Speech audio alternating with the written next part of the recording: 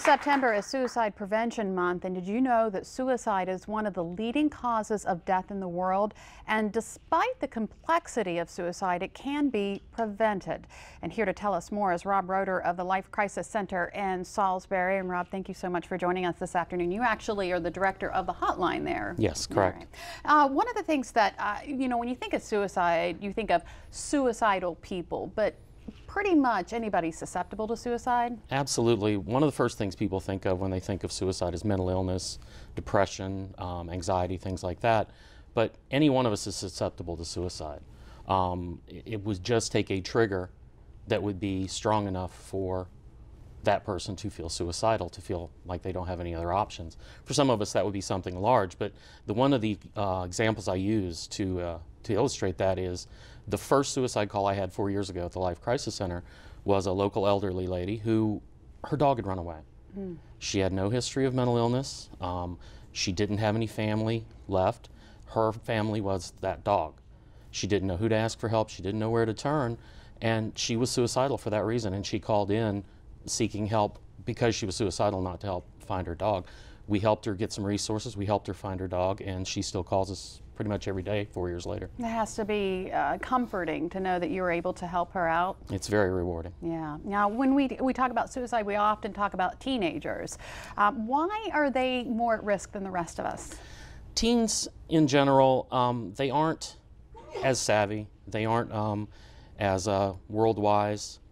They don't have the coping skills that most adults have. And teens are really under a great deal of pressure. Teens find that everywhere they turn, they've got a set of rules they have to follow, and they don't get to make any rules. They're dealing with parents, they're dealing with school, they're dealing with their relationship, their friends, possibly bullying, and they're dealing with all the things that we consider in life with not as many tools to deal with them. And another thing we have to take into account that a lot of people don't think of, if there's pressure at home, if there are money pressures or if their parents are having problems, that affects them too. That's just added stress to their life. Now, you actually hold suicide intervention training, and one thing that you talk about is how people who maybe feel suicidal are usually alone or isolated. The one thing about suicidal people is they feel alone. They don't feel like they have any other options.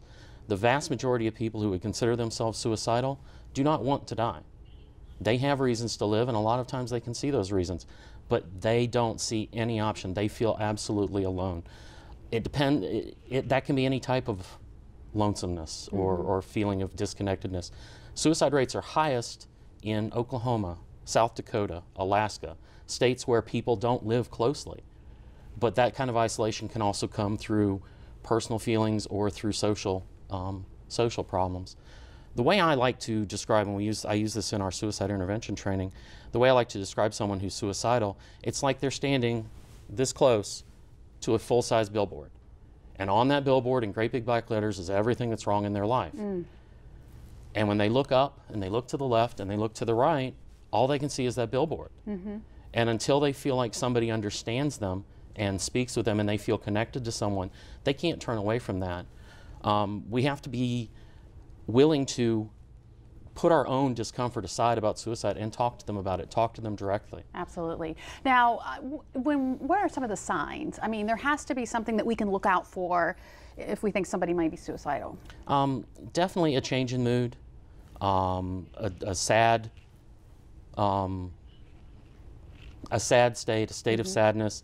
Talking or writing about death and suicide can a lot of times be a key indicator, especially with teenagers.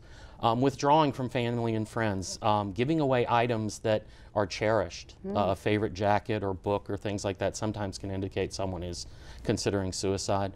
And just an obvious feeling of hopelessness or helplessness, and changes in mood, changes in eating, changes in sleep patterns, things like that. Right, but there's always somewhere they can turn. You actually have a hotline, or you call it a lifeline. Right. Tell us about that. There's the National Suicide Lifeline. We're part of the nationwide network. We actually answer calls from across the country. And we have people there 24/7 who are trained to help somebody at risk for dying by suicide. And that number is right there, 1-800-273-TALK. And then you have another local line, or it's a statewide? It's a statewide line. We answer with 3 other centers across the states, the Maryland Youth Crisis Hotline, and it's 1-800-422-0009. All right, good information, Rob. Thank you so much for joining us Thank you for having me. this afternoon. And if you would like a complete list of the warnings that Rob talked about, some of the signs, and the phone numbers we just showed, any other information, go to delmarvalife.com and click on the show tab. And from our teenagers' mental health to their physical health, with fall sports in full swing, concussions are a major concern. Brian Spiros is at Atlantic Physical Therapy in Berlin. Brian?